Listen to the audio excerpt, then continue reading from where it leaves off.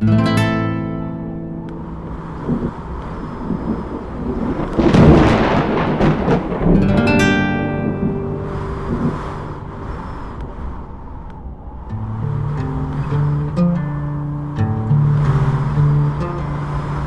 the fall of 1980, in the outskirts of a quiet Nevada town, a body was found in the desert. She was young, brutalized, left face down in the sand, partially clothed, visibly beaten. There were no identifying documents, no purse, no name, just a faint tattoo on her forearm. Authorities launched an investigation. Sketches were drawn, dental records checked, leads emerged and vanished. She became a Jane Doe, buried without a name. And for decades, her story disappeared into the Nevada wind. But the desert keeps secrets differently. What was lost didn't stay lost. Years later, a series of breakthroughs would change everything. But in 1980, all they had was a body, a crime scene, and the beginning of a mystery that would span generations. This isn't a tale of closure. It's a story about the questions that outlast the crime. This is Dark Dialogue Rocky Mountain Reckoning, and this is the story of Tammy Terrell. The desert didn't forget. There's a particular silence in the desert, not peace, something heavier, like the sound of things buried deep. On the night of October 5th, 1980, two young men pulled off a dirt road in southern Nevada. What they found just beyond their headlights would haunt a small city and one detective for decades. A body, female, young, nude, lying face down in the dust, arms at her sides, like someone had placed her there with quiet deliberation. She'd been beaten, stabbed, left out in the open, yet somehow invisible. There was no blood on the ground, no signs of a struggle, no footprints leading in or out, no purse, no ID. Just this body of a girl who hadn't been reported missing anywhere in the region. She had a small tattoo on her forearm, the letter S, and nothing else to give her name. Detective John Williams was the one called to the scene. He was 30 years old at the time, seasoned enough to understand violence, but not yet hardened to it. He took in the scene, the position of the body, the total absence of clues. He called her Jane Doe, Jane Arroyo Grande Doe. And for the next quarter century, he never stopped calling.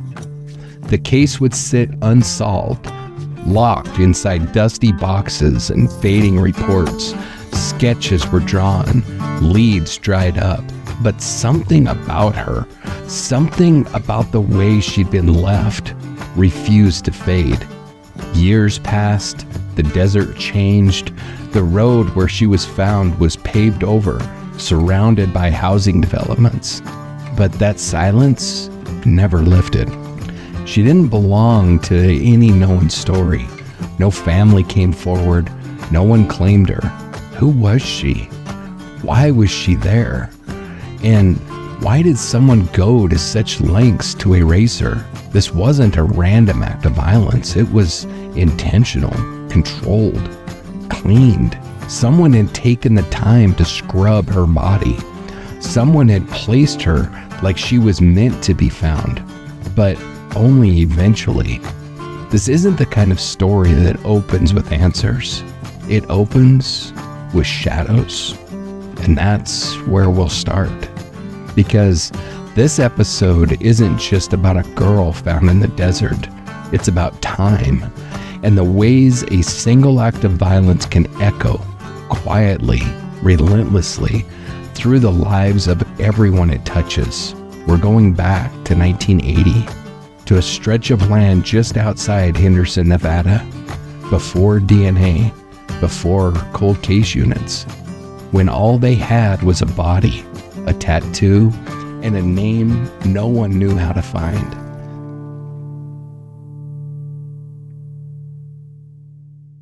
So, Angela, how's it going this evening? It's good to be back at it tonight. How's work going? It's good. It's good. It's always good to be here, though I do have to say this one feels heavier. Yeah, and maybe that's because it is. The case we're covering tonight, it's been with me for a long time, longer than I've even realized. Because of the time gap? That, and because for once, we're not dealing with a mystery buried under folklore and rumor. There's no urban legend here, just a girl, one who disappeared violently and whose name was lost to time. Almost. Until someone went looking. Right. And this case, unlike some of the others that we've told this season, this one has a face, not a sketch, not a reconstruction, a photograph. Real eyes. And that does something to you. You're talking about the photos the coroner's office released? No, these were different. The ones taken while she was still missing, but before anyone knew where she'd gone. And for the first time, I could see her as a person, not just a victim, not just a case number. That's something we come back to over and over again, right? These aren't just cases. They're people, and they don't vanish in a vacuum. Exactly. And I want to call something out early here because it deserves attention. This episode wouldn't be what it is without the work of people who never wore a badge or drew a paycheck from a police department. And I'm talking about people like Lily Martina Lee. She's the textile artist, right? The one behind the Great Basin Murders exhibit? Yeah. And artist barely scratches the surface. She's part researcher, part historian, and part empath, really. Her work does something rare in the true crime space. It offers reverence without spectacle. How'd she get involved in this kind of work? Well, it started in 2007. She was in college working construction jobs to get by, flagging traffic during long summer hours, and she had a family member go missing. That's what lit the spark. Instead of turning away from the pain, she leaned into it, started studying cold cases, looking up missing persons databases in her off hours. So she took that interest and turned it into fiber art? She did, and that's the wild part. She didn't try to adapt to the world of true crime. She made it adapt to her. By 2016, she was weaving shrouds for unidentified women across the Great Basin. These weren't symbolic gestures. They were constructed using GPS data, the victims' heights, ages, even elements from the scene of the crime. That's intense, like data-driven mourning. It is, and it's collaborative too. She works with a photographer and cartographer. Cartographer, like in maps? Yeah. Cartographer. Named Carrie Quinney, and she's a professor at Boise State. Quinney helps her find the exact places where the bodies were located, and then she does the photography. So the art and the geography speak to each other. Exactly. They create this sacred echo chamber, a kind of visual reckoning. Where can people see this work? Well, unfortunately, her shrouds are about all that I have for some of these victims included in their blog posts. I have no pictures of them. I have no drawings. I have nothing, but I do have Lily's work. And you can find it all at lilymartinalee.com. And they also have an exhibit that travels, goes to museums, campuses, regional galleries. And as we go through this season, we're going to keep intersecting with their work. Because we're on a shared path. Right. Different tools, same goal. Restore identity, dignity, memory. And tonight's case is a perfect example of why that matters. Because sometimes the systems fail. Sometimes families are left behind, but the land remembers and the story waits. It does. So let's do what we do. Let's pull up the case files, the forensic charts, and the maps. Let's give her name back its weight, and let's ask what the silence was trying to hide.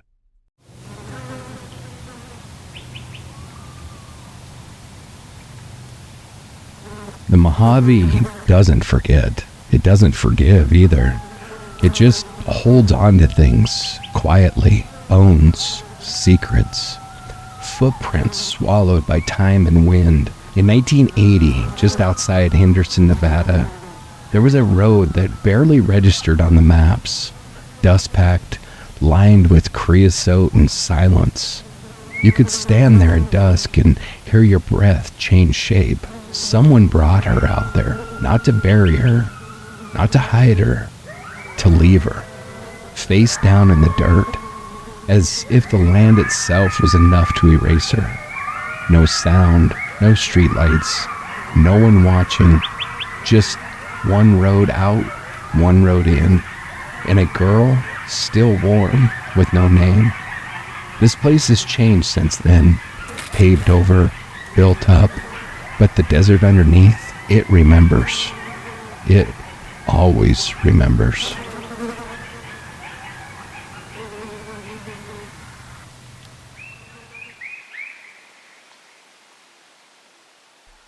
All right, Angela, I finally got you out of Elko. You ready for something different? Joe, I'm always ready to trade sagebrush for sand. Tonight we're headed deep south, and not just to where she was found. Let's start with where she came from. Roswell, New Mexico, a small town that lives in pulp culture shadow, but has its own history, and not all of it is extraterrestrial. Oh my goodness. Who doesn't know about Roswell, New Mexico? Roswell is a city in Chavez County, New Mexico. The population was 2,049 in 1900, about 38,000 in 1980, and grew to 48,422 by the 2020 census. Whew, it feels good to be saying things like that again. It's been a while. It's been a while. It's home to the New Mexico Military Institute, NMMI, founded in 1891. And of course, it's best known for that 1947 UFO incident. Oh, yeah. Which ignited decades of conspiracy theories and government cover-up speculation. But let's set the record straight. The crash site wasn't even in town. It was about 75 miles north, closer to Corona. Still, the Roswell Army Airfield led the investigation and recovery, so the name stuck. Since then, it's embraced the reputation. Roswell now hosts an annual UFO festival on the anniversary of the incident. You'll find alien-themed businesses, museums, spacecraft iconography, even street lamps with little green faces. And so the Roswell Army Field, the one in Roswell, that's Area 51, right? I believe so. So that's where the theorists believe all the alien body parts and stuff were taken to. I believe so. And a few years back where everybody threatened to storm Area 51. Oh, it's been multiple times. Yeah. There was a time, like you said, a few years ago where I thought it might actually happen. I thought so too. Well, we're about to have... And a small part of me was like, do it, don't do it, do it, don't do it. Yeah, I was thinking we're about to have like a whole bunch of dead conspiracy theorists out in the desert. I was like, I'm just going to watch from here. You don't just storm a military base without some significant repercussions. So basically the area is a terrorist economy built on tinfoil hats. And yet there's real history too. I'm sure there is. In the 1930s, Robert H. Goddard, yes, that Goddard, ran much of his early rocketry work here. The Roswell Museum and Art Center still features a full replica of his engine lab. They even named the high school after him. Roswell's minor league baseball roots and Americana charm earned it the All-America City Award in 1978-79 and again in 2002. Attractions include the Historical Center of Southeast New Mexico, Bottomless Lake State Park, and the Spring River Park and Zoo. So, couple questions. what is their minor league team? What's it the farm league for? Do you know? I don't know. No, because I know that ABQ Albuquerque, their farm league is the Rockies farm league. That's where the Rockies farm team is in Albuquerque. Okay. So I was just wondering what Roswell's was. I know no things. We don't know things in regard to that. And then, I mean, I'm pretty sure that this was Billy the Kid's stomping ground as well. Yeah, this part of New Mexico. It was interesting. Yeah, I think I'd have to look at a map, but I think that Roswell's down around where Billy the Kid was running around at, like where he died, Fort Sumter. Very nearly quoted a song just then. It was a Bon Jovi song, I'm sure. I Miss Billy the Kid. Oh, who is that? That's not. It's a country song. Yeah, I know. It's I can't name running wild through the west, chasing Jesse. That's Jesse James. Getting up on. Okay, I'm gonna have to cut this part out. Anyway, yeah, I'm pretty sure that he was in that area. And then I said Bon Jovi because he did the soundtrack to Young Guns too. Oh, gotcha. Yeah, so, but we've got some other famous people that got their start there too, right? Yep. John Denver, born, I guess I did put this in there. You did. John Denver, born John Dusendorf Jr. Please forgive me if I butchered that. I think that's right. Dusendorf. Yeah. In Roswell in 1943. His father's Air Force career meant frequent moves to Arizona, Alabama, and Texas. Denver returned to the Southwest as a teenager and got his first guitar in Tucson at age 11. Though he didn't grow up in Roswell, it became a symbolic part of the town's cultural legacy. Do you know how he got the guitar? I do not. It was his grandma's guitar. Grandma's guitar? Yep. Very nice. And she gave it to him, but it was like her old guitar that she had played. Go Grandma. She gave it with him. So I think that's pretty cool. I like John Denver. I thought he was freaking awesome. It was a tragedy when he died, but his music he was good, man. I really dig him. And it's wild how places hold on to names, even if people didn't stay for very long. Right. In 1980, Roswell was a tight-knit but transient community. The economy leaned on agriculture, cotton fields and pecan orchards, and the lingering presence of military retirees. Walker Air Force Base had shut down by 1967, but its impact lingered. For a teenager like Tammy, especially one in foster care, Roswell could feel both stifling and porous. Kids with unstable home lives often drifted towards trouble, or simply drifted away. For Tammy, it was a place to leave. For kids like her caught in Roswell's foster care system, the town could feel like a dead end. In 1980, New Mexico's child welfare system was underfunded and overwhelmed. Teens who ran from group homes weren't always tracked. Roswell was a place where someone could slip through the cracks, especially a 17-year-old with a history of running.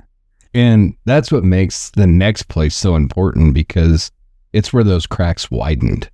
Right. And that's Henderson, Nevada, where Tammy's journey unfortunately ended. Or at least where her silence began. Henderson is a city in Clark County, just 16 miles southeast of Las Vegas. It was incorporated in 1953 and originally known for its role in magnesium production during World War II. The 1950 census listed just 6,006. Whoa. I doubled it. Yeah, you did. Just did some math there. The 1950 census listed just 3,643 residents. As of 2024, it's Nevada's second largest city with a population of 350,039 people. Holy shit. Just a little. I think that now becomes the biggest that we've seen. Yeah, I think we've got the biggest that we've talked about. It was Myrtle Beach before, but I think 200 and some thousand. Bigger, because that's a huge population jump in a short period of time. Because Myrtle Beach was like back in the early 1800s or whatever. This is just from 1950. Yeah. Wow. It blew up a little bit. Yeah. People who don't want to live in Vegas, but want access to Vegas. Yep. Henderson today is a polished mix of suburbs, solar panels, and family-friendly developments. It's home to 70 parks, 180 miles of trails, and sites like the Clark County Heritage Museum and Lake Las Vegas. Money Magazine even ranked it among the top 50 places to live in the U.S. in 2020. That explains the boom a little bit. It does. But that's the Henderson of today. What about 1980? In 1980, Henderson's population was just over 24,000. Son of a bitch. I mean, that's a lot of growth from, it was 24,000 in 1980 to 350? Yeah. Wow. That's like 330,000 people. It's like those aliens just dropped off a bunch of people. 1980. Wow, that's insane. And it's still shaking off its company town identity. The basic magnesium plant was long closed, replaced by blue-collar jobs in construction and Vegas tourism. It was a town of modest houses, chain-link fences, and trailer parks. Henderson was quiet, but its quiet masked its vulnerability. Arroyo Grande Boulevard, where Tammy's body was found, was just a dirt path, though. It was just a dirt path through scrubland and volcanic grit. Creosote, mesquite, low arroyos cut through the terrain, perfect for dumping what someone didn't want found. There were no cameras, no lights, and no one to stop a car pulling over in the dark. And Boulder Highway? Just a few blocks west. Even in 1980, it was a corridor of motion. Trucks, motels, and men passing through. Drifters, truckers, people coming from Vegas or heading deeper west. And someone like Tammy traveling west could have ended up there easily. If she was hitchhiking, like many teens were in 1980, she may have accepted a ride from strangers. A man and a woman were seen with her talking about California. So Henderson wasn't just the end point. It was a junction, a place where paths crossed and disappeared. And that proximity to Las Vegas made it more dangerous. Vegas had over 500,000 residents by 1980. Its casinos drew fortune seekers, and its underworld drew predators. Nearby Albuquerque was a known hub for human trafficking. Carla Clance later reflected that young women like her sister were vulnerable in that space, used, moved, and discarded. Henderson may have looked small town, but it sat in the shadows of something much bigger and much more dangerous. And that's where Tammy ended up, in that shadow, on that road. A girl from a town full of broken systems, left in a desert full of broken silence. And in my research, I had to Google Earth it. So I Google Earth the location where she was found. And I found myself staring at a freaking semi-truck coming at me because I was standing right in like the middle of like a freaking 4-lane road. Oh. You Pointed yourself just right, huh? Yeah. So it's crazy. And then, you do the little spinning around thing and look around. And I mean, it's like... Is that the technical term? That's what you do. You look at the spinny around button. Mm-hmm. That's what it's called. And then you push the spinny around button and it spins you around. Yes. I'm spinning a little right now. It's like it's a freaking city area now. I mean, not like city, like skyscrapers and shit, but I mean, there's stuff going on that wasn't before. Yeah, there's like a huge subdivision that's like right there now and stuff. And, as we get into the story, the description of it was like the middle of nowhere in 1980. Yeah. So we talked about the land. So now let's talk about the life. Let's talk about Tammy. That's what John does best.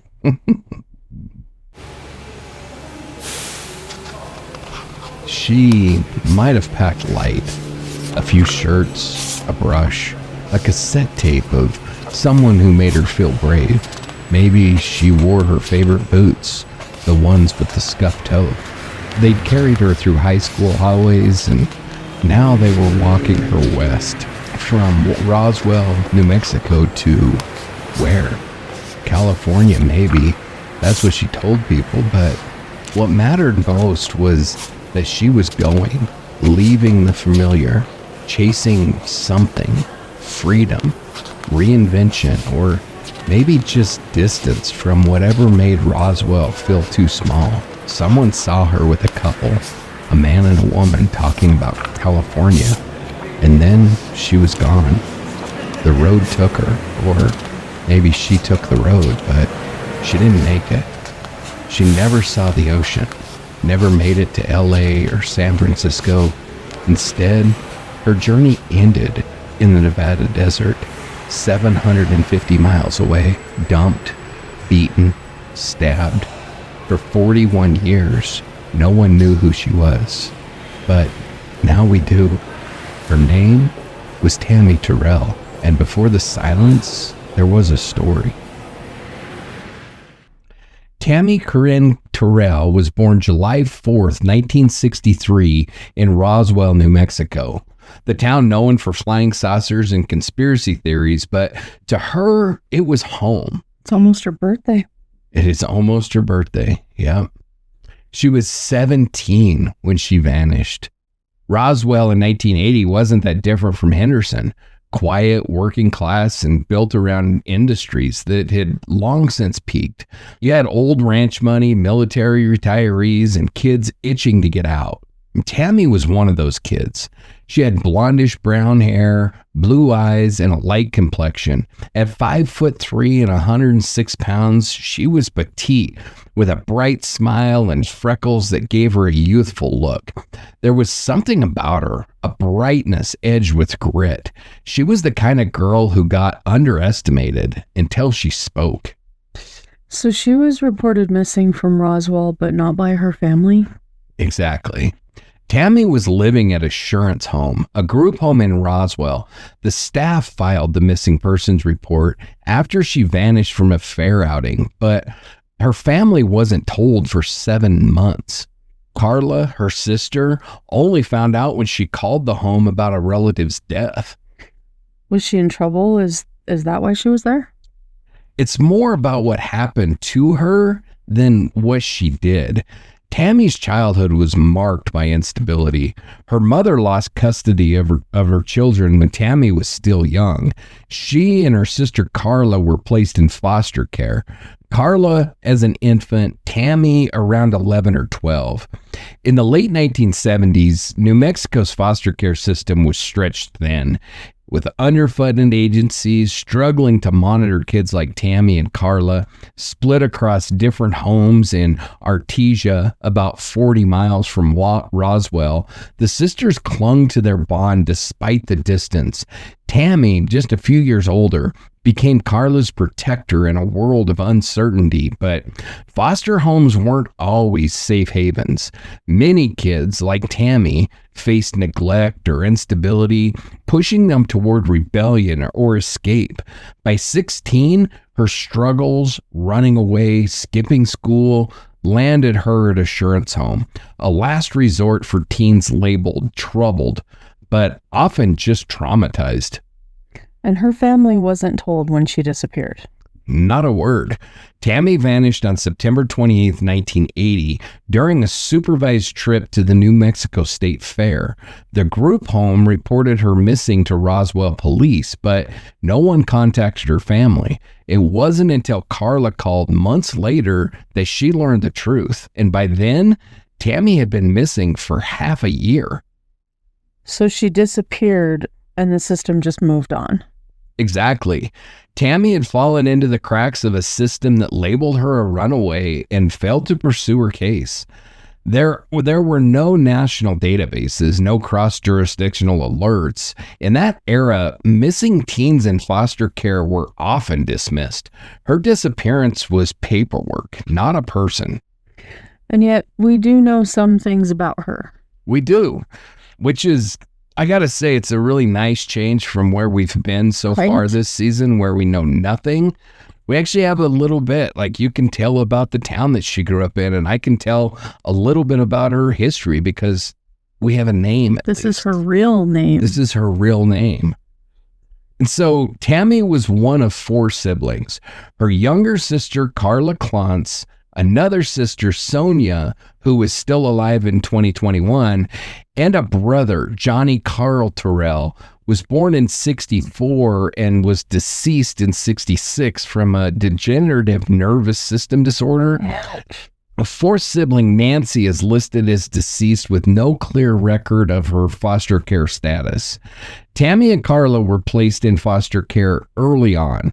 Their bond was fierce. Carla described Tammy as bubbly, protective, always dancing to music. When Tammy got older, things got harder. She struggled in school, dealt with learning disabilities, and fell into risky social circles. Once, she was found living on the streets in Arizona after running away. That must have changed things. It did. Her foster parents decided that she needed more structure and transferred her to Assurance Home in Roswell. There, Olga Holguin, a longtime counselor, remembered her as shy and sweet, often sitting cross-legged, gently rocking back and forth as if to comfort herself. Assurance Home was structured but isolating.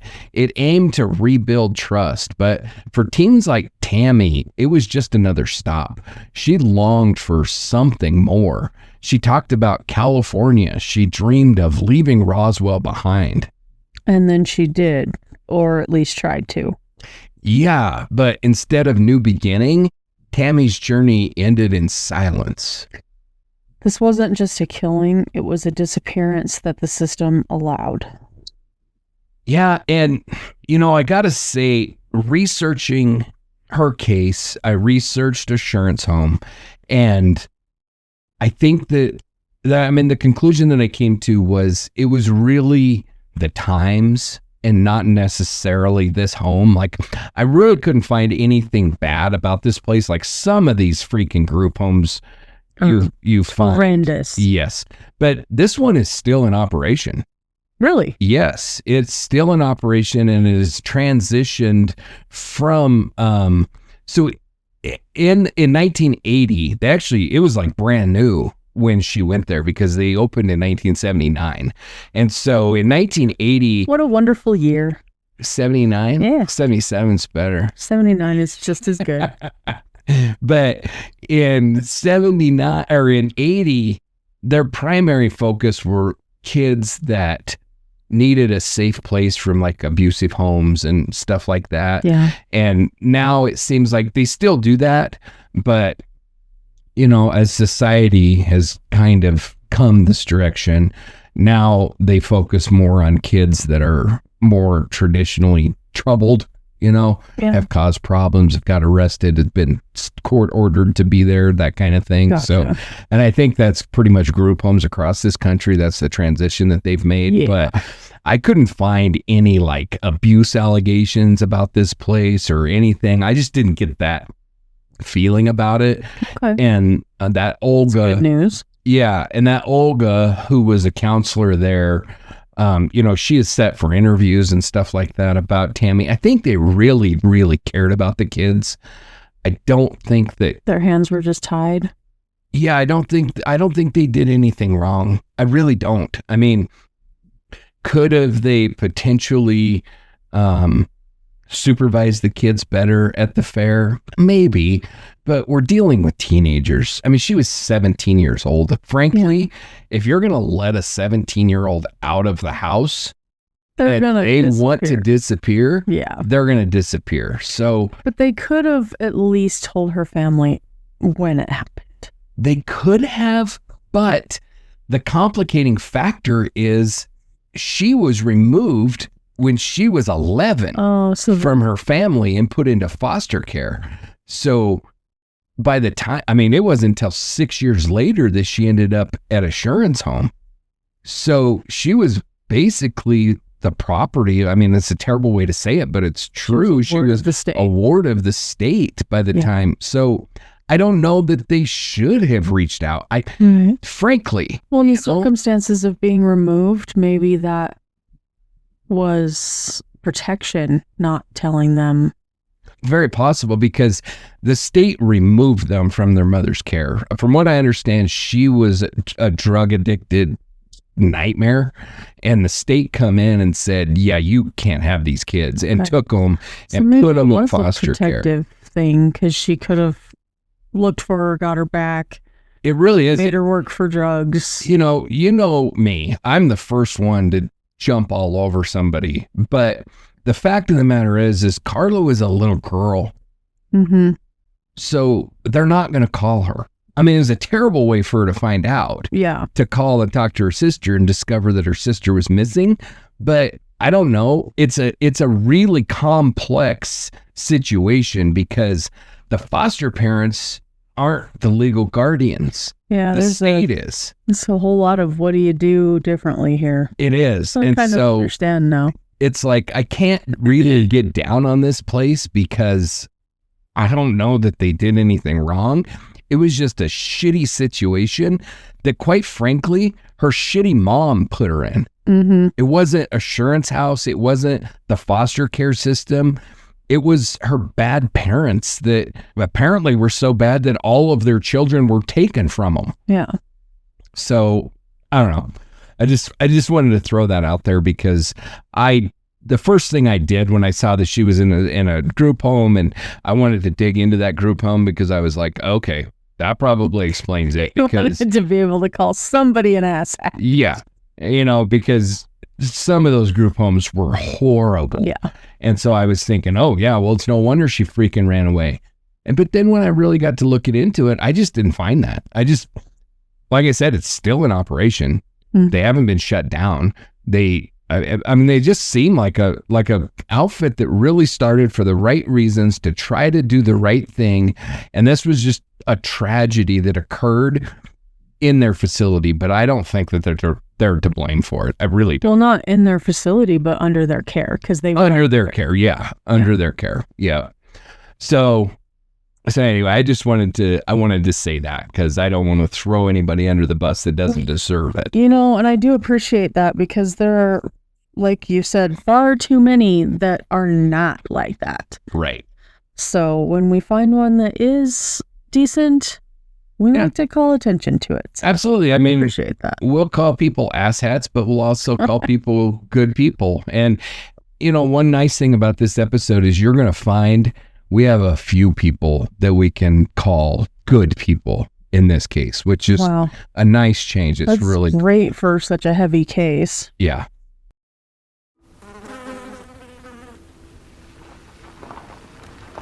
It was the kind of place you'd only pull over if you really had to. Empty scrubland, no houses, no signs, just volcanic dirt and creosote stretching as far as the eye could squint. Two brothers were driving that morning, Sunday, October 5th, 1980, down a dirt stretch outside Henderson, Nevada.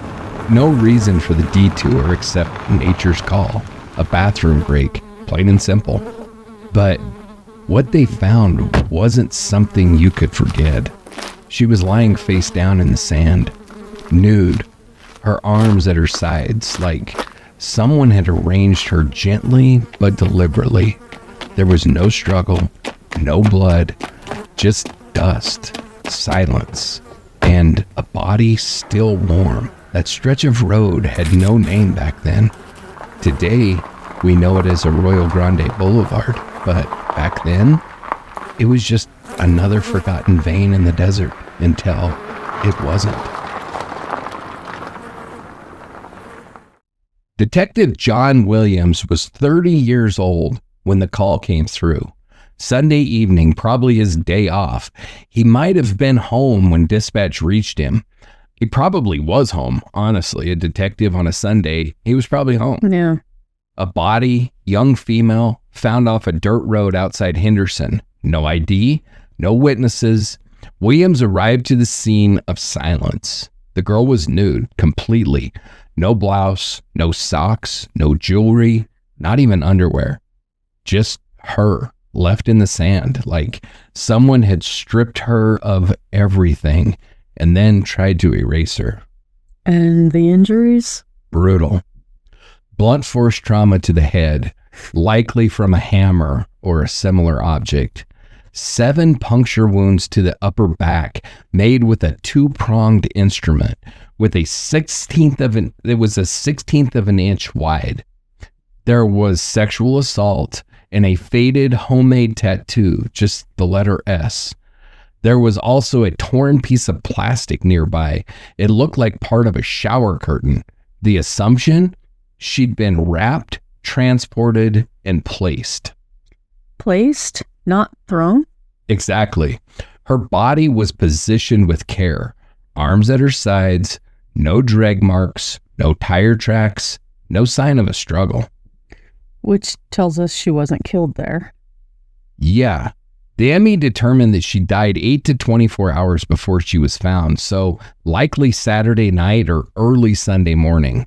She was still warm when the brothers came across her around 9 p.m. So what happened next? So Williams returned the next morning on October 6th with a forensic photographer. They combed the area for missed clues. On October 8th, the autopsy report confirmed the extent of sexual assault and puncture wounds, which strike me as weird as shit. And the only thing I can think of is like a serving fork. And that's just me. But what else? I mean, You stab somebody with something that has 2 points. I don't know what the hell it was. like yeah. It was something that had 2, Like a meat fork. like a meat fork, and the holes were like a 16th of an inch big, so it's small holes. That's the only thing I could think of. It's like a serving fork. You know, I don't know. But Williams sent teletypes to law enforcement across Arizona, California, and New Mexico. Still no match. He canvassed every motel clerk on Boulder Highway, asked truckers at rest stops if they'd seen anything. By spring of 81, he was re-interviewing the same people, hoping memory might do what science couldn't. And the outreach? Composite sketches were out, and they're freaking good. Let me tell you what, when I get her blog up and you look at the composite that was done and then you look at her actual pictures, it's eerily similar. I mean, she could have sat for those. Of course, her body was found before she had decomposed, but whoever that artist was pretty damn good. Really good. They had her fingerprints, dental impressions, all circulated. The problem was there was no central system. It was paper, mail, and phones. No internet. No cross-jurisdictional databases. He even mailed flyers to coroners in California, hoping someone had a name. But still nothing. No one called. No one came forward. No missing persons reports matched. So she became Jane Arroyo Grande Doe. The toll this must have taken. Yeah. It wore on him like you would not freaking believe. This guy is, I mean, he is a stand-up freaking cop. Every October 5th, Williams drove out to her grave. He and his wife, Jackie, had paid for her headstone with help from other fellow officers, and it read Jane Arroyo Grande Doe. He kept the case file open. I mean, this family had her pictures in their house. He adopted her as a daughter, period. Yeah, that kind of made me a little teary-eyed. Oh, yeah. I mean, it rips your freaking heart out. As I was listening to an interview with this guy and some of the stuff, like what he says on his deathbed when he's in the hospital, I mean, it just tears your heart out. But they literally put her pictures up on their wall in their house and visited her grave every October 5th. I mean, paying for her headstone. They buried her and visited her, brought flowers all the time. I mean, she had no family, so they just gave her a family, theirs. Yeah. It's impressive. And, you know, for the dipshit cops that we talk about and stuff, it's really nice to be able to talk about one that is just one cool freaking dude. That's all there is to it. Wish we could find the guys like this to train the rest of the cops. Yeah. And I mean, at the end of the day, there's way more good than bad out there. There is. Law enforcement. The vast majority of them are really, really great. It's just that we end up covering a lot of the dipshits. All of the crap, yeah. You know? But So John kept the case file open on his desk. Colleagues said that he'd sketch out ideas on napkins, cold case conferences, long distance calls to agencies on his own dime. He never forgot her. And Henderson PD in 1980 wasn't exactly the NYPD. Far from it. Henderson was a dusty sprawl of 24,000 people, like you said, fewer than 100 officers altogether. The station smelled like coffee, cigarette smoke, and frustration. Reports were typed on carbon paper. Phones rang off the hook. Most days it was DUIs and burglaries, not Jane Doe's. This was new territory. So there were no other Jane Does. There was. Another woman was found in Clark County in 1972. Similar pattern, sexual assault, no ID. That case also went cold. Williams saw a pattern, but no one had the bandwidth or the science to make the connections. So she stayed a ghost. Until science caught up. You ever watch a man flip through the same file for 20 years? Watch the pages turn yellow, the notes pile up, the ink fade. You'd think he'd give up, but John Williams didn't. Every fall, when the air thinned over the Mojave, he'd unlock that drawer. He'd reread the autopsy, reprint the sketches, cross-reference fingerprints. There was nothing new, but still, he searched for a detail that he missed, a name he hadn't called, a girl he refused to let go. The others called her Jane. He called her Janie. He wasn't ready to leave when he retired in 2006, but the case stayed, gathering dust until another man came along. And the tools were different now. DNA wasn't just a string of letters. It was a roadmap. And in the hands of the right people, it could bring the dead home. When John Williams stepped away in 2006, he left behind more than a cold case. He left behind a legacy. But before that, he tried everything. Every lead that came through Henderson PD, Williams chased it. He sent sketches across state lines, had dental records mailed to coroners in Arizona, Utah, New Mexico, California. I mean, this guy is besting his ass to find this girl and her killer. He checked missing persons reports, dozens, maybe hundreds. Each one ended the same way. Not her, not Janie.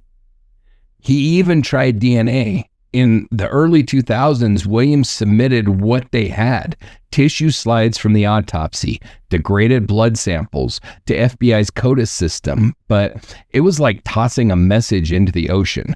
There was nothing to match her to. No known sample, and the spermatozoa collected during the 1980 autopsy, it had been preserved using glue. Standard at the time, but corrosive to DNA. They really did try everything. They did. They even tried hair, but those samples were clipped, not plucked. No roots, which meant no nuclear DNA, and mitochondrial DNA wasn't enough to ID her. I mean, everything about this investigation, what these guys did, they did perfectly. The coroner clipped hair and saved it. He had no way of knowing that you needed to pluck it. Yeah. It wasn't even invented yet. I mean, by 1980, it was like a rumor, this strange, weird thing called DNA, but they didn't know. But they tried everything, man. They kept the sperm samples that they found, but they put them on slides, and the glue they used degraded the DNA. I mean, it's like everything they did was perfect for the time, but the time didn't preserve the evidence that we needed. It's just a tragic story. So, but at least they tried. They did everything they possibly could, and it wasn't just John Williams. It was, I couldn't find anything the coroner did wrong. I mean, everybody in this case. It sounded like he had a good team behind him. Yeah, well, and the cops, I mean, he and his wife picked up a big chunk for the headstone and the burial and stuff, but the department, all the guys chipped in. it was an effort, a group effort. Yeah. The whole department really cared and really tried, but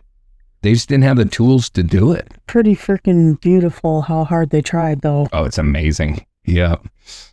So by 2014, Joe Ebert had taken over the case. He worked alongside Williams and carried the same determination. One afternoon, sifting through the evidence room, he found the hair samples. He saw the old reports, the lack of viable DNA, and that's when he made a call. It was time to go further. The exhumation? Yes. Ebert petitioned to exhume Jane Arroyo Grande Doe's remains. It had been 34 years. Her body had been sealed in a crypt, and unfortunately, the environment had not been kind. Water damage had seeped in. Her bones were fragile, some deteriorated, but the coroner managed to retrieve enough material for another attempt. That second attempt failed too. The degradation was too severe. But then Ebert heard about Barbara Ray Venter. She was already working miracles. Exactly. After her role in helping catch the Golden State Killer, which is probably the most famous genetic genealogy case to date. Definitely.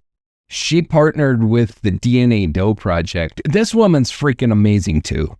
This story sucks because it's tragic and sad, but we got to talk about some really freaking cool people. She's a queen. She's freaking awesome. Yeah. She does this shit.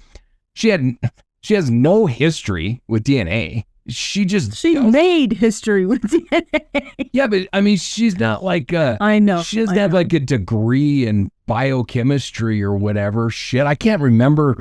I might have it in the script what her degree's in, but it's nothing related. She just did this on her own. She's amazing. But anyway, so she partnered with DNA Doe Project, which was solving Jane and John Doe cases using genetic genealogy. And Ebert reached out, and it said that they like met up at this like a convention thing where they were talking about all this kind of stuff. She said that they got into such an in-depth conversation that they sat there and talked about Tammy Terrell's case all day and never made it to any of the sessions. They just spent the whole day going over this case. Well, you do what you gotta do. Right. But so Ray Venter had a lab in California experimenting with whole genome sequencing, a technique that could extract autosomal DNA from even rootless hair, which I didn't even realize that they could do until this episode. I didn't either. As soon as you said they didn't pluck it, I was like, oh, all is lost. Yep. And so they processed the sample, they fragmented the strands, digitized the sequence, and slowly reconstructed Tammy's genome. That's extraordinary. Yeah. In early 2021, the California lab uploaded the DNA profile to GEDmatch. The first match came from Anchorage, Alaska, a distant cousin. From there, Barbara Ray Venter's team traced the lineage to Arkansas to Jerry and Janice Terrell, Tammy's great aunt and great uncle. Jerry and Janice Terrell. Yes. And I just got to say, like, you have this vision in your mind, they submit it to this database and it comes back and it says, this is your person. Yeah. That isn't at all what it is.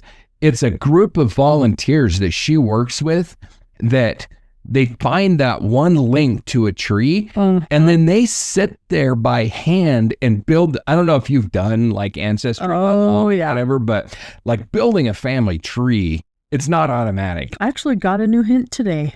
Did you? Yeah. Yeah, it's cool, isn't it? It's exciting. It's not automatic. You've got to be involved and you get into rabbit holes. And I mean, I have spent hours upon hours working on my tree. Yeah, I didn't look at the hint because I would have done nothing else. Exactly the problem. And so these volunteers, that's what they're doing, is they're sitting there building these family trees that same way, spending all those hours trying to find where this person fits It's amazing. And their dedication, I mean, they deserve a big standing ovation for this shit because it's pretty freaking great. Big, free, comfy chairs. Yes. And so, yeah, it was Jerry and Janice Terrell, and their niece had lost custody of her children, placing her children in foster care. The family tree listed 4 sisters: Nancy, deceased; Sonia, alive; Carla, alive; Tammy Corrine Terrell, born July 4th, 1963, and a brother, Johnny Carl, born in 64, deceased in 66, from that degenerative nerve system disorder. Tammy's status was marked unknown, a clue that caught Detective Joe Ebert's attention. So he reached out to Carla. Exactly.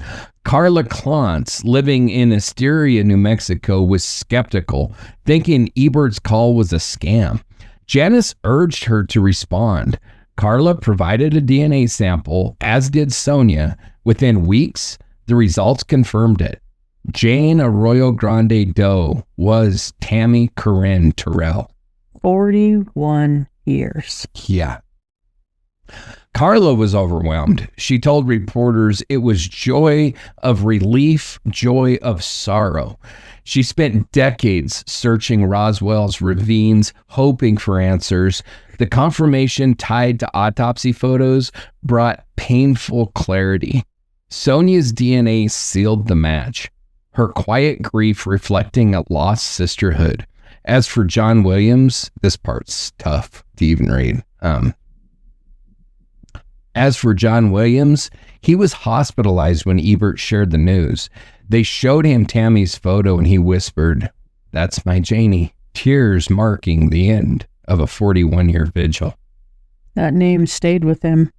All those years, he never stopped using it. And, you know, like I said, they had her picture right up by their other kids in their house. Like, It was his daughter by that point. It's just crazy. I mean, it just brings tears to your eyes to talk about it. And the Henderson PD, they'd carried her all this time. They had. And, you know, it just goes to show, like, this whole damn department, I don't know, they've got a legacy of some good freaking people, I guess, because when they exhumed her as a department, they said, we're not reinterring her until we can put her name on the headstone. So they didn't, after they exhumed her, they did not they did. I'm telling you, it's a damn tearjerker. They didn't reinter her. They just had her held at the coroner's office because they were going to name her, period.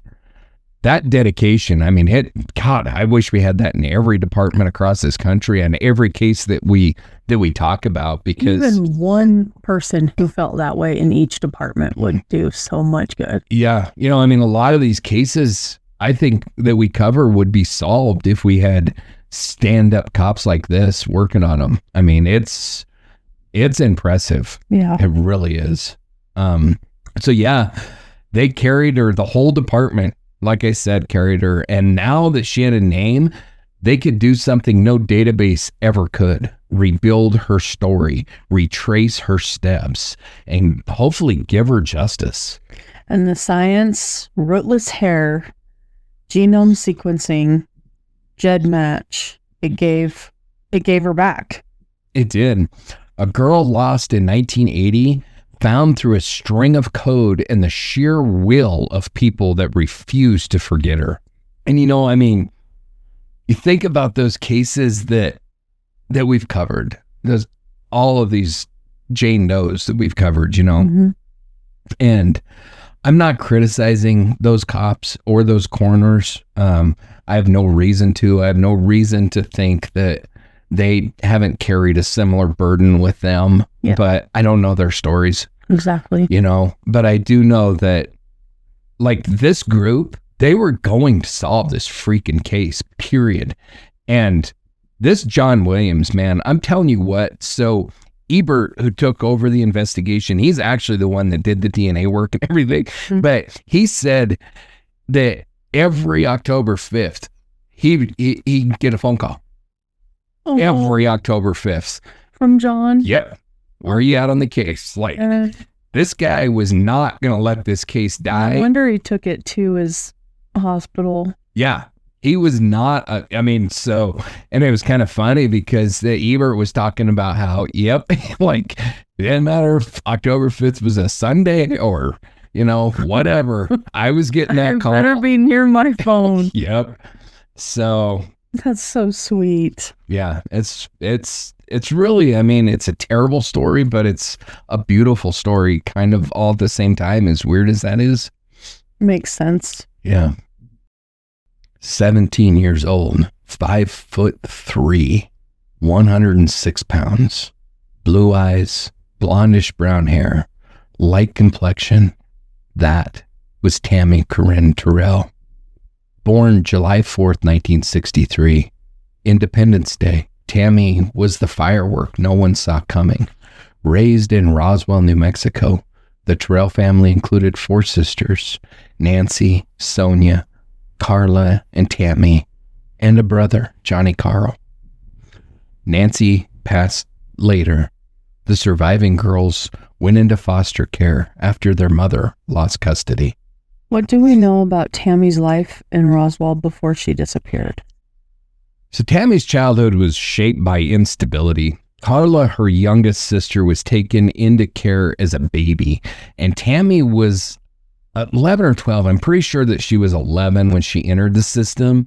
They lived in separate homes, but when they were placed together in Artesia, Tammy became Carla's protector. Blonde, bubbly, and always dancing, Tammy was light in a dark system, but school was hard. She had learning disabilities. She fell behind, skipped class. Her friendships turned risky. She ran away at least once, ending up in Arizona, hungry and alone before being found. That incident convinced her foster family that she needed more structure. And that's when she ended up at Assurance Home. Exactly. And like I said, that was a group home in Roswell for wayward teens. And that's where she met Olga Holgian, a counselor who remembered her as quiet, petite, and often sitting cross-legged, rocking herself gently, which is just sad as shit to think about, She had a softness, an ache to feel safe, but that safety didn't last. September 28th, 1980, Tammy attended the New Mexico State Fair on a supervised outing.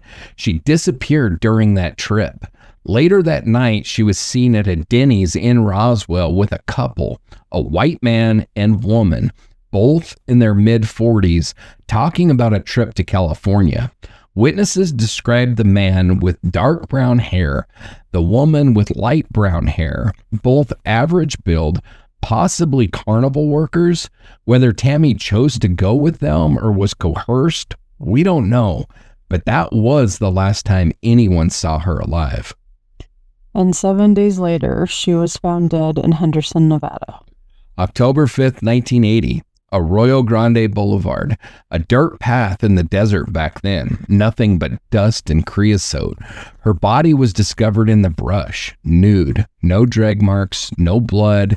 A torn floral shower curtain was nearby, not wrapped around her, but discarded, a probable transport device. The killer brought her there, deliberately. This wasn't random. Autopsy revealed 7 puncture wounds to the upper back, made with a 2-pronged object, with the points being about 1/16 of an inch wide, which is just still bizarre. You know what matches that, actually? I just thought of this. The hot dog roasters, like you use at a campfire. Oh. That would be about, those would be about 1/16 of an inch wide. Yeah. Those prongs on that. Interesting. Yeah, I just thought about that as we were talking, but that actually fits better than the serving fork, as freaking jacked up and demented as yeah, but that they're not as strong. They're not as strong, but I mean, I don't understand the stab marks. Sometimes you can't even stab marshmallow with those things. Yeah, but I mean, if you have a hold of the end of that thing and you're stabbing somebody, This is also the 80s. Things were built better. This is true. And, the fact of the matter is the stab wounds are confusing to me anyway, because she was beat in the head with a hammer. That's what killed her. So the stab wounds are just like torture? I don't know. I couldn't find where they were like pre or post-mortem, or technically anti or post-mortem. So I don't know, but they're weird. Very. Because you're going to beat somebody's head in with a freaking hammer. Why do you stab them? With something so tiny. Right. I mean, a 16th of an inch, that's little. That's a little object to stab somebody with. And very weird. It's very weird. She'd also been sexually assaulted. She had no defensive wounds that were found, so she was subdued quickly, or she trusted her killer. Was this the work of one person or two? The FBI's behavioral science unit would see this as an organized crime, methodical. The body was cleaned, posed, it wasn't dumped, it was placed. It shows control, planning. The couple seen with her raises the possibility of a dual offender model, similar to the douchebag shitbrains Gerald and Charlene Gallego. That went through my mind a few minutes ago. I was going to ask you. Yeah, it fits their pattern perfectly. That's what I was going to ask you. Yeah. Same. And the way they operated is one lured and the other killed. It's a chilling pattern. So maybe the stab marks are her trying to get involved, but with something tinier? I don't know, because she really didn't participate in the murders. It was one sick freaking relationship. She just lured him for his amusement. But maybe he forced her for his amusement. I don't know. I doubt it, because I don't think she needed a lot of forcing. She was like a willing associate. She wanted her man to be able to rape and murder young girls. And so she participated willingly in this. Do you think maybe the tiny stabbings were like to hold you in place for the rape? I don't know. My brain is seeing things that it doesn't want to see. Welcome to my world. But it's also trying to figure this out. Right. So what about the S tattoo? On her left forearm, it was faded. It was homemade. Investigators circulated sketches of it for years. Was it a mark of ownership, a tribute, an identity? Carla and Sonia didn't recognize it, but someone gave her that tattoo. It mattered to someone, or it mattered to her, or something. Yeah. So could this have been someone from Roswell, a boyfriend or a friend maybe? That's another theory. The Roswell shadow, someone that she knew from back home, someone who followed her, possessive, angry, jealous. It happens. Someone who saw her escape as a betrayal. And yet it's also possible it was a stranger, a predator exploiting the system. Absolutely. And the system made it easy. Tammy disappeared from a foster facility during a supervised trip. There was no national alert, no NamUs. Roswell didn't talk to Henderson. Her disappearance was logged. Her body was cataloged, but no one connected the two. There really wasn't a way to connect the two. And the killer knew that. He knew a runaway in 1980 might not be searched for, and even if they did, they wouldn't be found. Yeah. And that kind of invisibility emboldens predators. So this wasn't just about the killer. It was about the silence that let it happen. Exactly. The shower curtain, the missing clothing, the choice of a Royal Grande. It was a road to nowhere. In 1980, it was remote, private, a place you stop only if you know it exists. That tells us the killer or killers probably had local knowledge or had planned the dump site in advance. And the FBI profile? Organized, likely white, male, mid-30s to 40s at this time, possibly traveling with a partner, experienced, not their first time. possibly a carnival worker, transient laborer, or someone familiar with the Southwest highways and county fairs. A predator who hunted the vulnerable young girls on the move. Any other suspects? Yes, Stephen Peter Moran is one. This piece of shit douchebag is a serial killer that was active in... There's the John I know. He was active in the Southwest, and he's linked to as many as 48 murders. He was in Las Vegas in 1980, but his MO was inconsistent. His MO is all over the freaking place, honestly. Some of them he stabbed, some of them he strangled, some of them he shot. Like, this guy killed them every possible conceivable way. Okay. So he's not one that you could just say, oh, it's a strong MO match, because every MO match is this pile of shit. Then there's my favorite asshat and douchebag. There it is. Del Wayne Eaton. And we know that he's linked to Lisa Marie Kimmel's murder in Wyoming. But for this one, as much as I hate this piece of shit, he's just not a good match for Tammy's case at all. Could this tie into other desert murders? Possibly. Like the Thousand Springs Jane Doe, Devil's Gate Jane Doe, Star Valley Jane Doe. Those cases that we've already covered. The girls were dumped nude in remote desert terrain, raped. All cases that echoed Tammy's. The Great Basin was a graveyard in the 70s and 80s. And all this time, her name was missing. Yeah, but now we know it. Tammy Corrine Terrell.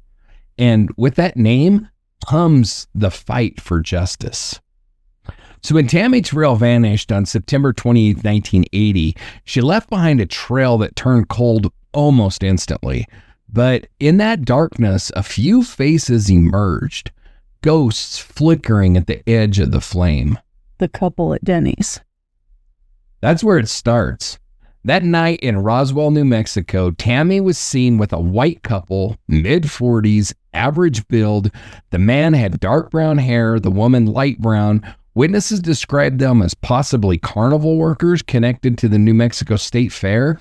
They sat with Tammy, spoke of California. Her Aunt Janice saw them. She warned Tammy not to go. She said, "They don't look like good people." And then Tammy's gone.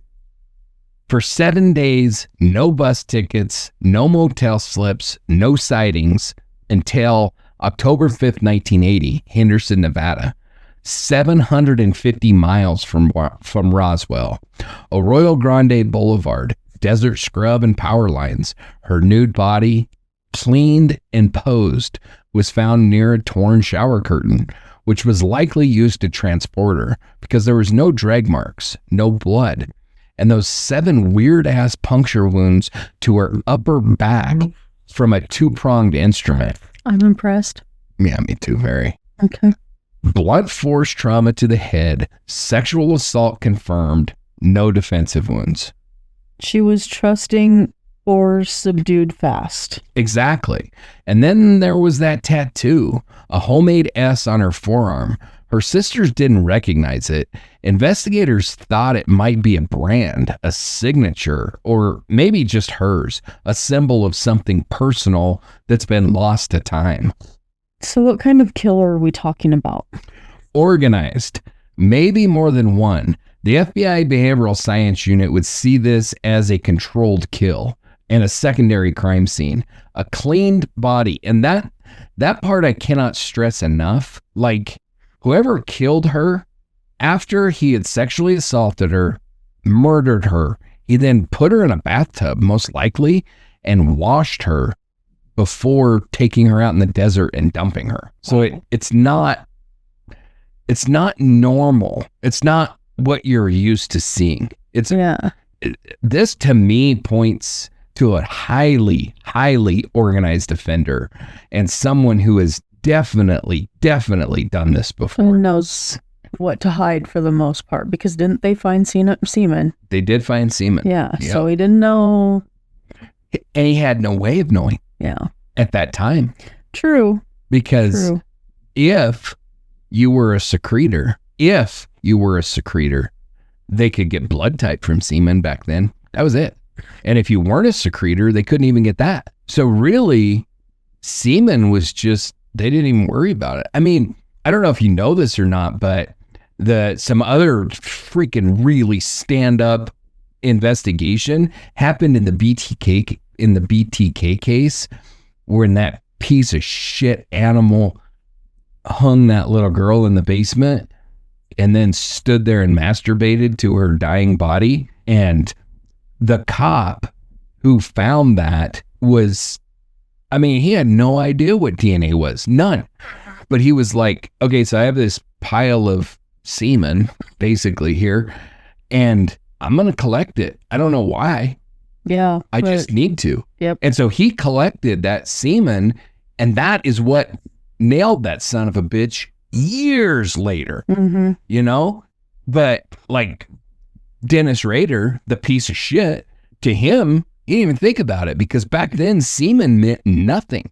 Blood would have been way, way, way more important, because like I said, some men are secretors and actually secrete their blood type in their semen, but others don't. And so some back then you could get, it was worthless, absolutely worthless. Right. So it doesn't surprise me that it wouldn't have been focused on. Okay. But in this case, there really is no forensic sloppiness. I mean, there is the semen, but again, there's no expectation for that they know that, right? For the time, there was no sloppiness. Right. Okay. A couple working in tandem, like Gerald and Charlene Gallego, good fit. He abducted, she lured. Together, they hunted girls in Nevada until their arrest in 1980. And the Roswell shadow theory? A local, someone from Tammy's life, maybe a possessive boyfriend, a man obsessed. He follows her from Roswell, sees her leave with a couple. Maybe he intervenes, but he's the real threat. But no name ever surfaced, and I think that's a weak theory. And Stephen Peter Morin? Yeah, this piece of shit. He was active in Vegas in 1980, and he is suspected in up to 48 murders. But his methods are, like I said, all over the place. Shootings, stabbings, blunt trauma. Very chaotic. He was the one aiming for 100, right? No. That's Gary Ridgway. Gary Ridgway, okay. Yeah. So I will tell you that Ebert, the investigator, this is his top suspect. Okay. He believes very strongly that it's Morin. Williams did not. Okay. So the two investigators do not necessarily agree on the suspect. So I mean, Morin killed in so many different ways, it's really hard to say, but sounds like he was a matter of convenience. Like he killed of convenience. He just killed. Yep. It was just whatever. But you know, for me, this killer is, like I said, he is unusually organized. Mm-hmm. We're talking about bathing the body after death. Yeah. That rarely occurs. And especially before DNA. Personal too. So that's... Well, yeah, quite frankly. That's another level of... Can't think of the word. Norman Bates. That's a little Norman Bates. Yeah. It's a little bit freaking, carrying mommy's dead body up to the rocking chair and it's creepy as shit is what it is. And if you see this kind of behavior now, without a doubt, it's a forensic countermeasure, period. That's how I would interpret it. In 1980, I think it still was a forensic countermeasure. I think he wanted to make sure that he wasn't leaving hair or blood or something on the body, but it's less indicative, I guess, less clearly indicative of that because we didn't have DNA. There was no knowledge of DNA back then. Yeah. So it makes you wonder, what exactly was he washing off? Was it blood? Was it, what was the purpose of cleaning her? Maybe it was the emotional weirdness. I don't know. And then you've got the weird ass stab wounds to the upper back, which is a strange place to stab somebody if you're going to try to kill them. It's not very likely they're going to die from being stabbed in the upper back. To me, he just wanted the torture. Yeah, it's weird. I don't know. But we do know that Tammy's killer was precise and he planned well. And in my opinion, that doesn't really fit Morin. So what about your best friend, Mr. Eaton? Well, that piece of shit. We know that he abducted women, dumped them in remote areas. Similar in some ways, but Eaton definitely worked alone. And he's not linked to this area of Nevada at this time. I couldn't find any way to put him there. And I don't know. The case just doesn't fit. He also strikes me as a tad too lazy for that type of dump. He's a fat, worthless piece of shit. And he is in prison because he left his semen on Lisa, who he killed. We know he killed 8 years later. So, and I know that there is semen in this case. So I'm not saying that wasn't an issue, but there seems like there are some forensic countermeasures in Tammy's death that Eaton is too sloppy, too nasty, too dirty, too filthy to even think. I mean, the man is known for going extended periods of time without bathing. I doubt he's going to bathe a victim. That's what I'm saying. He can't even bathe himself. He's a disgusting freaking animal. Not that the piece of shit that killed Tammy isn't, but I'm just saying that cleanliness is nowhere on Delwayne Eaton's radar. Yeah. He's a different breed of disgusting animal. Yeah, that's for sure. So then there are the Great Basin cases. Exactly. And we've talked about some of them. This one definitely is in there because it was listed as a Great Basin case. That's why we're covering it this season. Okay. You know, we've covered Thousand Springs, Devil's Gate, Star Valley. And we know that they were all dumped in desert washes. Some similar MOs with Tammy, but really different. Among the three of those that we've covered, their cases are very similar. You know, in Thousand Springs case, we have the burning, which was different than the other two. But as far as the murder and the disposals of those three, they could easily have been committed by the same person. Right. Tammy, her case is just different. So their cases definitely suggest maybe a regional predator. And as you and all the listeners know, Delwayne Eaton is strongly suspected in my mind of those cases, but he just isn't in Tammy's, not for me. And I don't think any of the investigators suspect him either. I don't think he's anywhere on the radar on this case.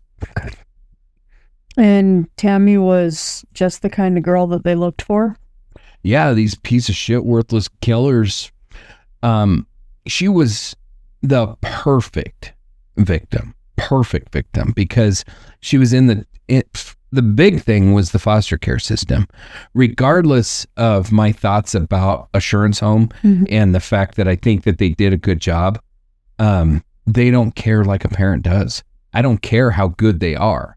Yeah. They don't love like a parent loves their children. A good parent, not a drug addicted, worthless bitch. I'm talking about a good parent. They don't love the same way. They don't care the same way.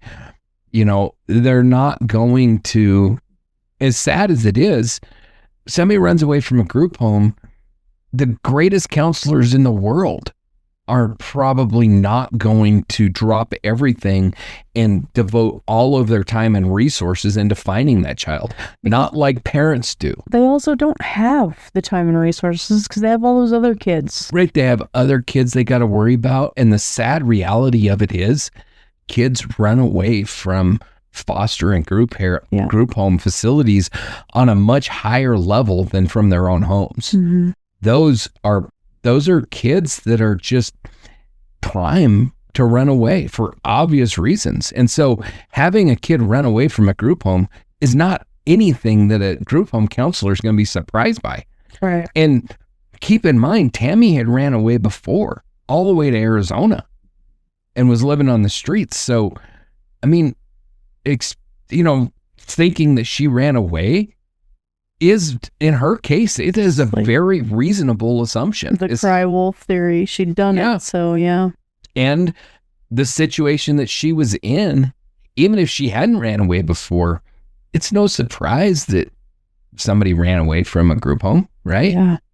And then she had learning disabilities. And so I don't know like what that meant. I don't know if she was like on the spectrum or if she just had learning disabilities. I don't know. And I don't know how that could have played in, but having it listed as learning disabilities could mean that she was more vulnerable than other kids her age. And we know that she ran with the wrong crowd. Like I said, she'd ran away before. And so by 17, she was in Assurance Home and she disappeared at the fair and no one sounded the alarm. But again, I mean, they reported it. They did their job. I don't know that I can fault them at all. And in this time, 1980, there's no NamUs, there's no NCIC alerts.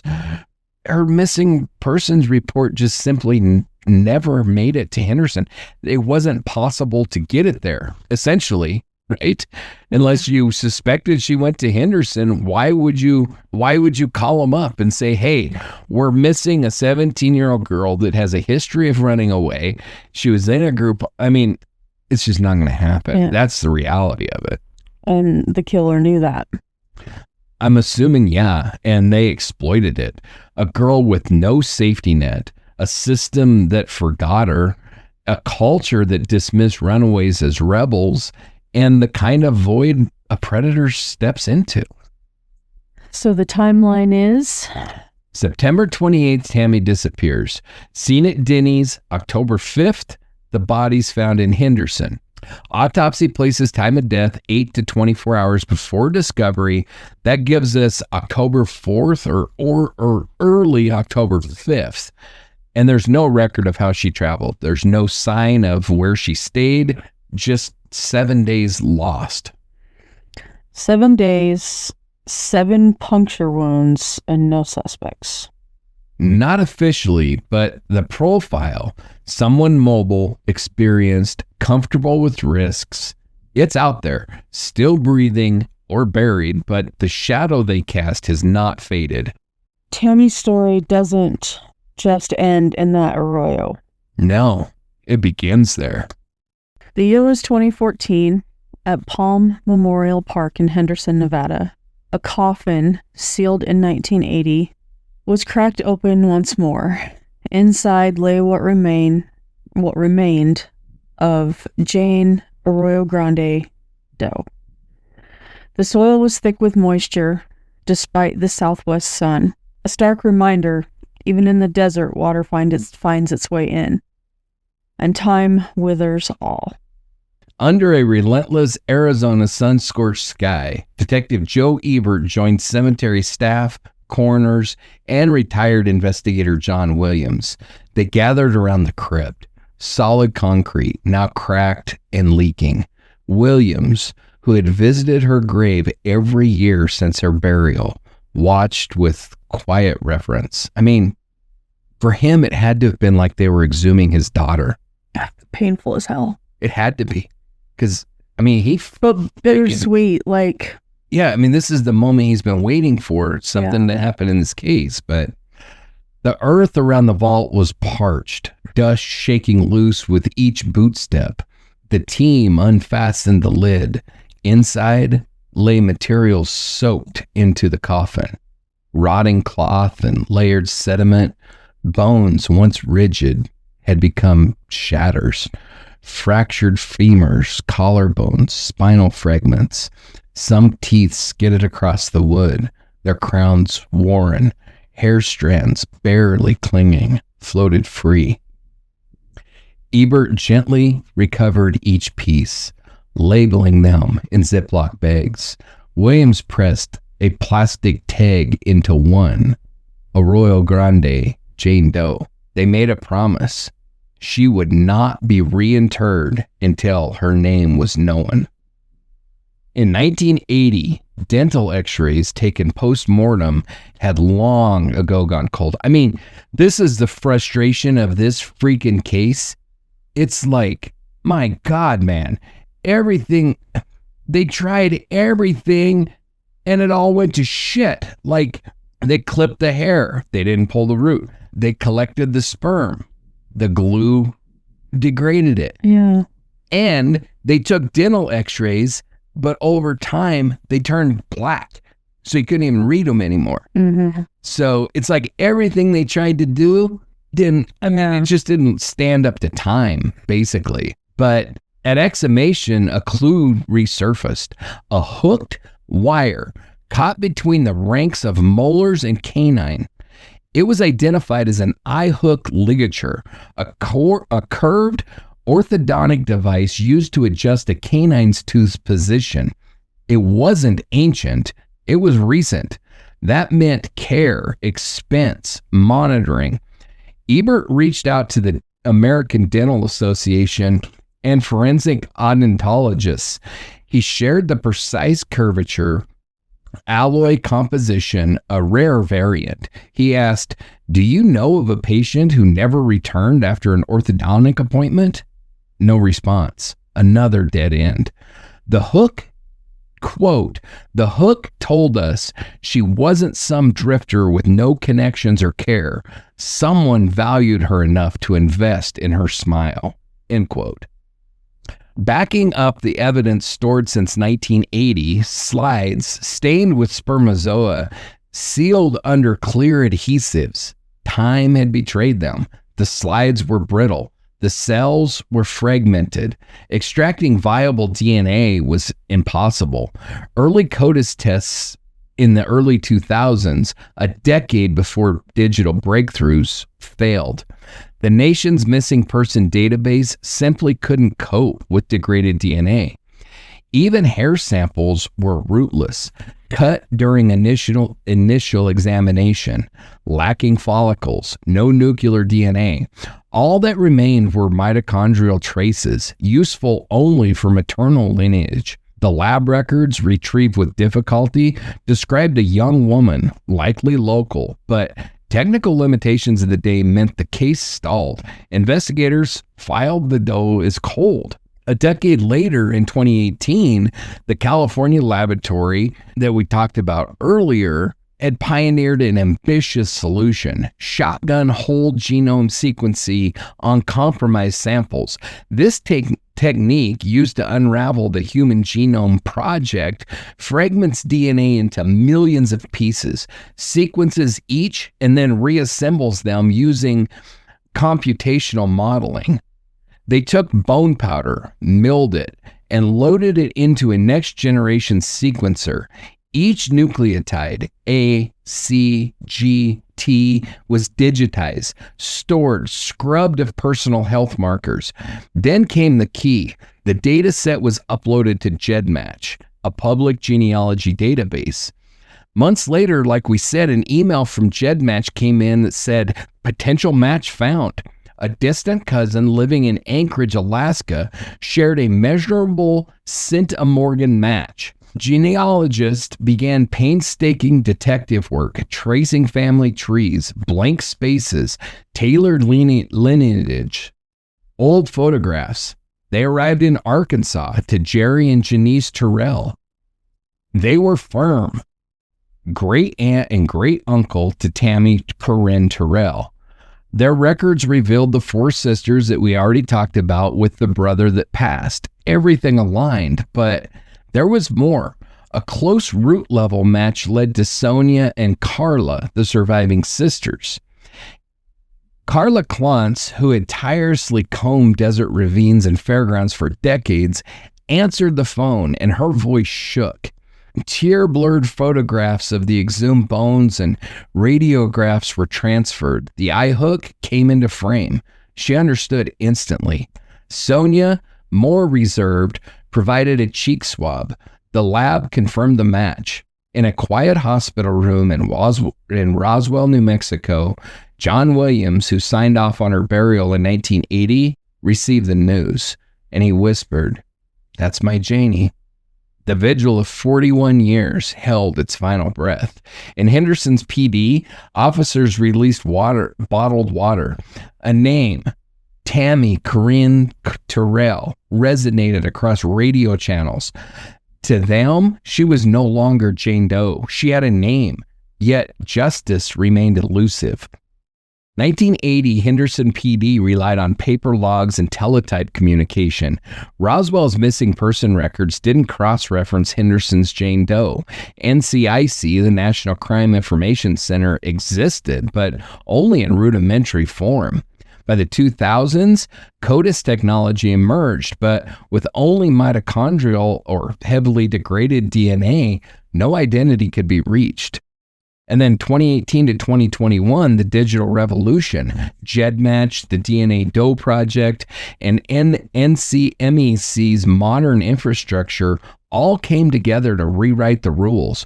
Cold case after cold case like Buckskin Girl and Orange Socks were solved using the same methodology. Tammy's identification was not unique. It was part of a pattern. Yet, even as identity was recovered, perpetrators remained hidden in the past. Cause of death? Blunt force wounds to the back of the head, those weird-ass puncture wounds, sexual assault, pointed to a violent end. Naming Tammy didn't name her killer. So in the evidence room in Henderson PD, the stale must of yellowed files, taupe folders stacked like bricks, dust falling with each shift of police uniform. And in Palm Memorial Park, the dry desert sun clashed with damp crypt air, stones glistening around fractured cement, creosote and earth mingling in silence. And then finally, to a California sequencing lab, where fluorescent lights hummed, sequencer LEDs pulsed green, technicians watching waveform projections float across screens, the smell of isopropyl as vials were wiped down. Each environment underscored a shift from analog to digital, from nameless remains to a young woman with family. John Williams, even after retirement, made his annual pilgrimages to the cemetery. He tended the headstone, often funded himself with his wife, returning every October 5th, the anniversary of Tammy's discovery, alone under desert skies. He never gave up on her. The team recalls he stood by her grave one final time, radio in belt clipped and badge in pocket, waiting for far too long for a name. The California lab's output hum reached those trips, sequences destined for family reunification, and in 2021, it did. Tammy's case shows both brilliance and limitation. Science found her name, but identity isn't justice. The killer remains unnamed. Investigators must now build on the DNA phenotype predictions to reconstruct approximate likenesses of surviving DNA, re-interviewing Roswell witnesses, including the Denny's diner servers who saw Tammy with a man and a woman, outreach to carnival worker registries tracking that couple, re-examination of the route data, Roswell to Henderson over likely Highway 376 and US 93, cross-checking gas receipts and motor logs, but they're probably long gone. Matching unknown male DNA from the 1980 autopsy with known offenders, and that one is huge. But there's a problem, and that is that it's degraded. So they attempted to test it, and I think they attempted to test it in like 2010, and they didn't get any results. And they have now like their last chance. If they try it again, it's gone. It's gone. So Ebert has pretty much decided he's not doing it until technology gets to a place where they feel confident that they can test it without losing it, because they have one chance and that's it. It's gone. So here we have semen just sitting there, but technology isn't at a place yet where we can test it. And I agree with him. I think he's making the right decision. Yeah. I think he's making the only decision he can. The toughest decision ever. It's just so frustrating to think that here we have this son of a bitch locked in, and likely this piece of shit ass hat is in the system, because if he didn't die, he did it again. But we can't lose that, because once it's gone forever. So December 2021, under a swarm of reporters and flashing lights, Henderson Police Department announced the woman found in 1980 had a name, Tammy Corrine Terrell, a victory decades in the making. But revealing Tammy's name didn't reveal her killer. Prosecutors called for tips, reminding the public that justice had yet to be served.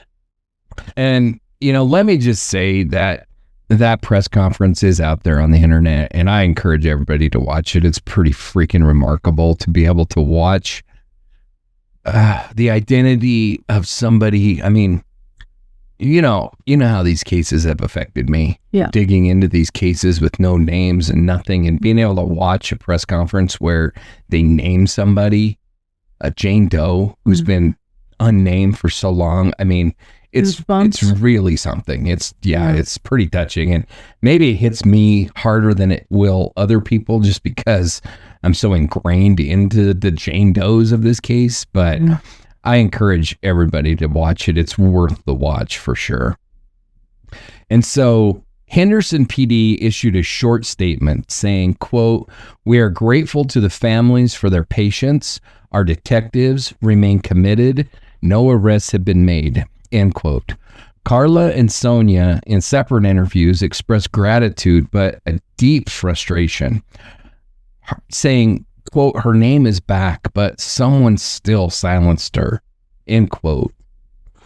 The case, now cold once more, lacks named suspects and tangible evidence. FOIA requests submitted by local journalists remain unanswered, a testament to bureaucracy clashing with closure. In Henderson's precinct, the air remains stagnant. A central desk now holds a framed portrait of Tammy. Soft curls, a tentative smile. Detectives pass by, lighting the candles in the frame's heater. The room, once alive with files marked Jane Doe, is eerily quiet. Despite identity, several key investigative lines remain dormant.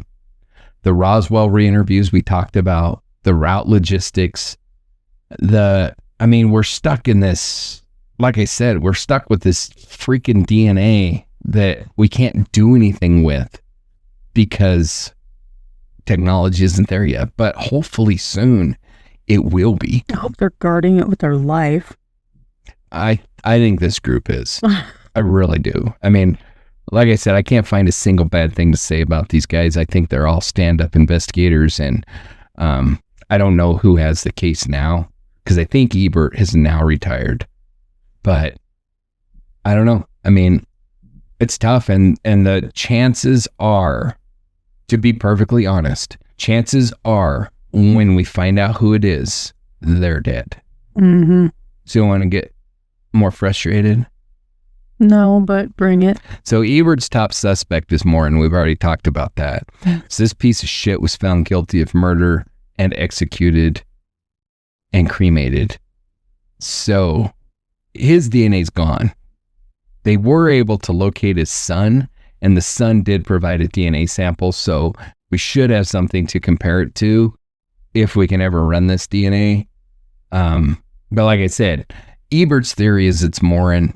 Williams's theory was not that it was Morin. So who knows? Well, who was Williams' theory? He thought that it was like a one-off thing. Oh, okay. He didn't see it as a serial offender. Okay. I don't agree with him. I think that it has some serious markings that we've already talked about of being a serial offender. I don't know that I know that it's Morin either, though, for the reasons that we've already talked about. So. Okay. So Carla Klontz, Tammy's sister, said, quote, "We found her, but I still can't bury the hurt, the not knowing who." And Sonia, quieter, gentler. Her tears are reflective grief, echoes of a sister she barely knew, and questions she never got to ask. And John Williams said, quote, "I carried her name for 40 years.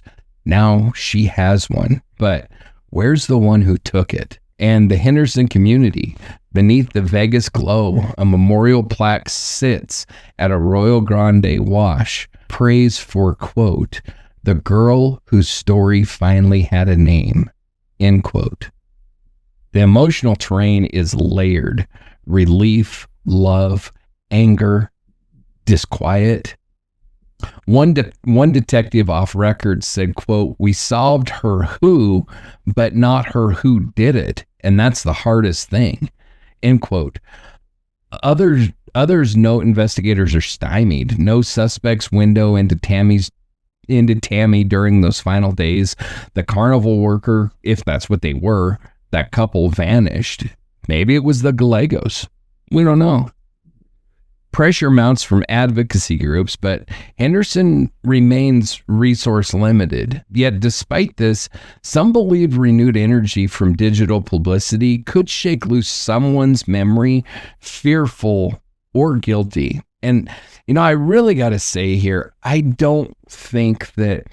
really don't think that this being unsolved comes down to Henderson Police Department being strained or overtaxed or not funded properly. They've done everything, man. They've run the DNA. They've found her name. They've done everything they can. I mean, some cases cannot be solved. Like, as shitty as it sounds, this isn't as easy as people want to try to make it seem. Like, if you just put in the work, you'll figure it out. Well, it doesn't work that way. And if you don't have a suspect to chase, and I think John Williams did everything he potentially could, and discovering her name does open up some other avenues and things like that. But at the end of the day, a server at a Denny's in 1980 is just not going to remember shit. I mean, I was 3 when this happened. This was literally a lifetime ago.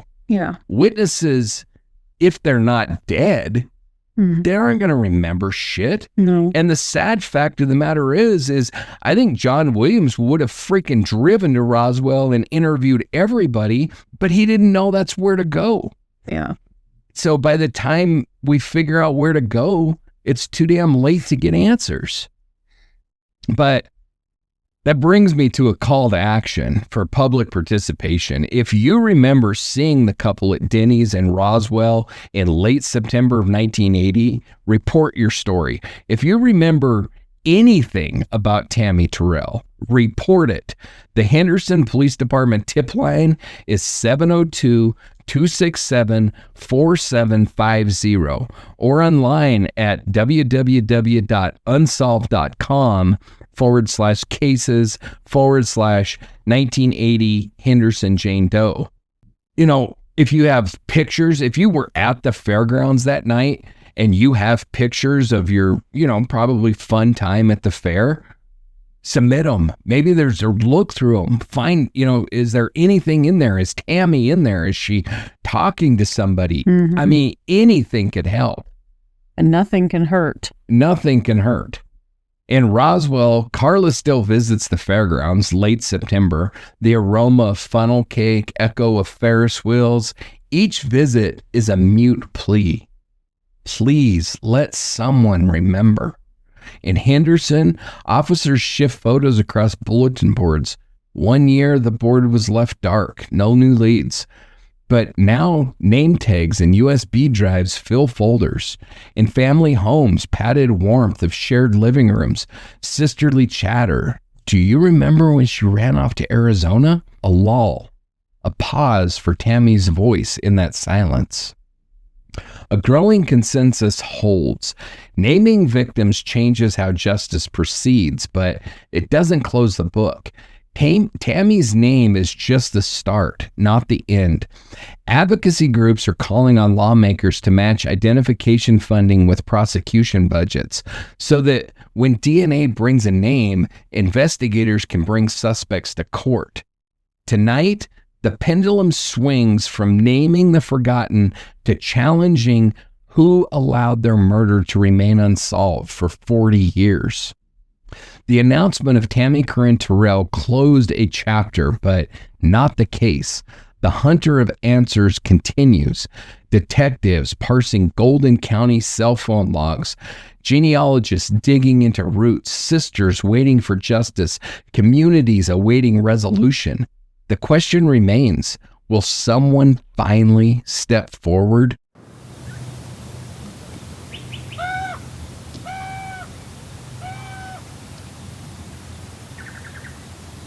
They say the Great Basin doesn't forget, even as its canyons swallow sound and its deserts bleach old sins into silence.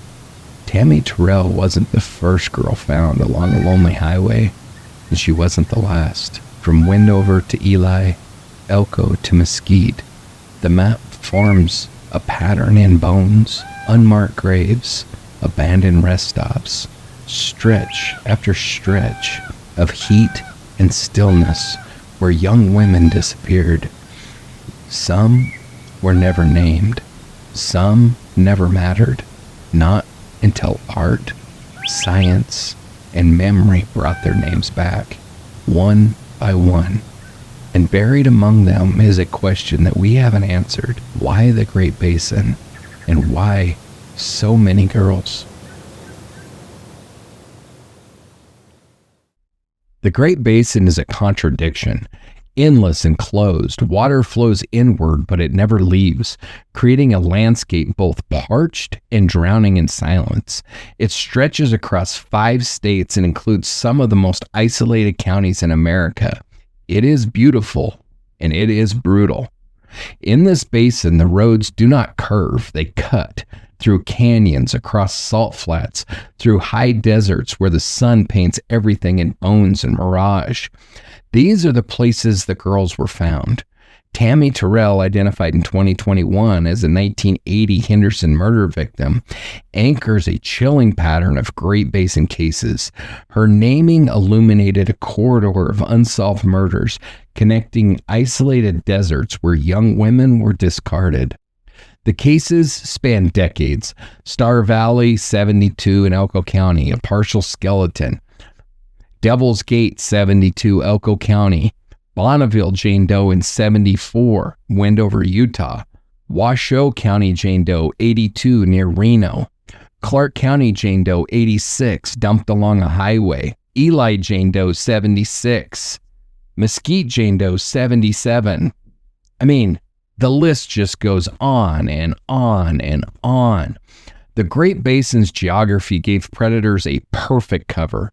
The I-80 and U.S. Route 50, desolate, unpatrolled, and largely forgotten, formed a corridor of access and abandonment.